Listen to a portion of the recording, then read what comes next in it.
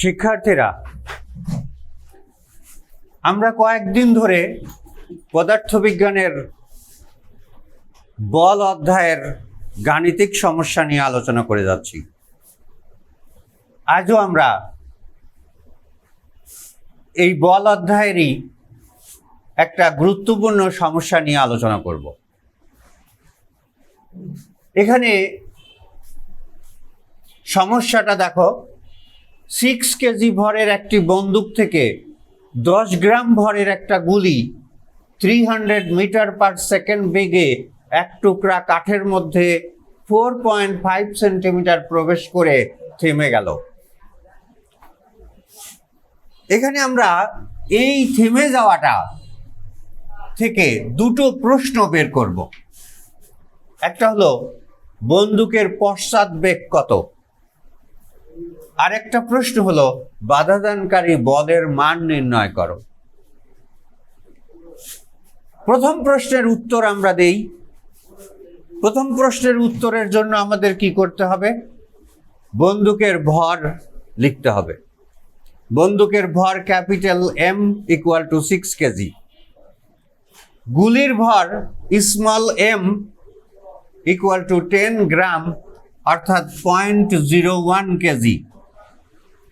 গুলির বেগ small v 300 metre per second, আর বন্দুকের বেগ ক্যাপিটাল ভি, এইটার মান আমরা বের করব। তোমাদের মনে আছে যে বন্দুকের পশ্চাৎ গতির যে সূত্র তোমাদের দিয়েছিলাম, MV equal to minus MV. আমরা যদি সেই সূত্রটা লিখি, MV equal to minus MV, তাহলেই দেখো এখানে বন্দুকের বেগ বেরিয়ে আসে মাইনাস এমভি বাই এম। এখন যদি আমরা মান বসাই, এখানে স্মল এম এর মান হচ্ছে 0.01, স্মল ভি 300, আর বন্দুকের ভর হচ্ছে 6 কেজি। তাহলে কি আসবে? দেখা যাবে যে মাইনাস 0.5 মিটার পার সেকেন্ড। এর আগের একটা অঙ্কেও আমরা এই একই উত্তর পেয়েছিলাম, কিন্তু এটা আমাদের আজকের আলোচনার মুখ্য বিষয় নয়। আমাদের মুখ্য বিষয় হলো বাধাদানকারী বলের মান কত।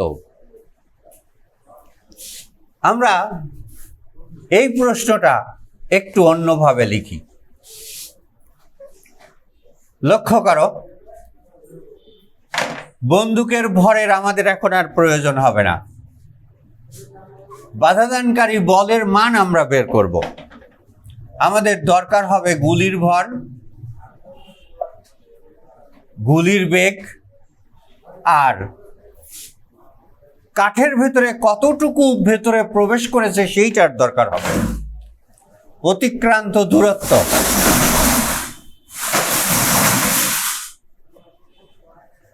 অতিক্রান্ত দূরত্ব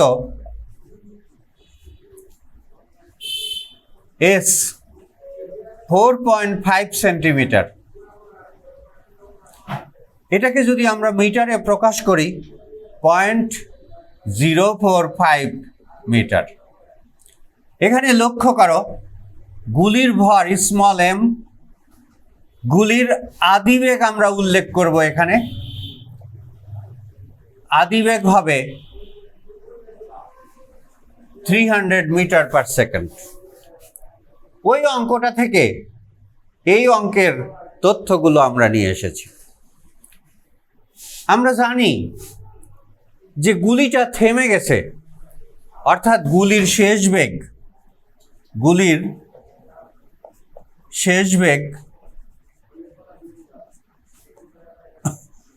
ভি ইকুয়াল টু 0, গুলির শেষ বেগ। তাহলে আমরা এখন সহজেই এই অঙ্কটার সমাধান করতে পারি। আমাদের বাধাদানকারী বল বের করার জন্য দরকার হবে ত্বরণ। আর ত্বরণ বের করতে ভি আছে, ইউ আছে, কিন্তু সময় নেই। যদি সময় থাকতো তাহলে আমরা ত্বরণ এর সূত্র দিয়ে সহজেই বের করতে পারতাম, কিন্তু এখানে দেখো সময়টা নেই। সুতরাং আমাদের একটা সূত্রেই যাওয়ার উপায় আছে, v square equal to u square plus 2as। এই সূত্রেই আমরা ত্বরণ বের করতে পারবো। লক্ষ্য করো, ভি এর মান 0, ইউ এর মান 300, আর 2 ইন্টু এ ইন্টু এস এর মান 0.045। তাহলে কি হয়, এইটাকে যদি আমরা এ পাশে নিয়ে আসি তাহলে ঋণাত্মক চিহ্ন হচ্ছে, অর্থাৎ 0.09a ইকুয়াল টু 90,000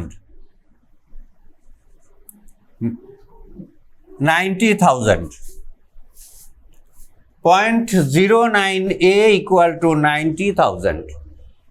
তাহলে এখান থেকে আমরা এর মান বের করতে পারি।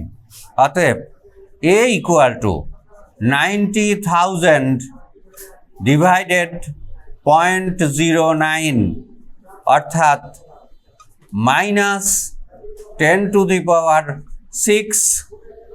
Metre per second square. -10⁶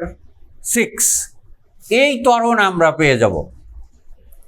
কিন্তু লক্ষ্য করো, এই ত্বরণটা ঋণাত্মক, তার মানে এখানে মন্দন হয়েছে।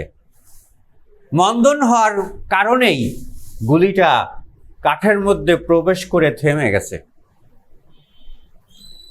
এবার তোমরা লক্ষ্য করো, এখন যদি আমরা বাধাদানকারী বল বের করতে যাই তাহলে সূত্র তো আমাদের জানাই আছে, বল F equal to M A. M এর মান আমরা জানি 0.01, আর এর মান এইমাত্র বের করলাম, -10⁶,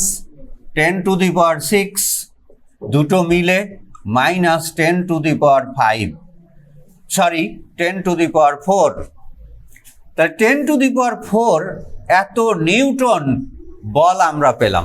কিন্তু একটা জিনিস লক্ষ্য করো, যে এখানে মাইনাস কথাটা আসছে, অর্থাৎ ঋণাত্মক চিহ্ন ব্যবহৃত হয়েছে। তার মানে এটা প্রয়োগকৃত বল নয়। যদি প্রয়োগকৃত বল হতো তাহলে ঋণাত্মক চিহ্ন থাকতো না। এটা বাধাদানকারী বল, অর্থাৎ কাঠ গুলিকে যে বাধা দিয়েছে সেই বাধাদানকারী বল হওয়ার কারণেই এটা ঋণাত্মক চিহ্ন হয়েছে। সুতরাং আমরা যখন উত্তরটা লিখব তখন লিখব, অতএব বাধাদানকারী বল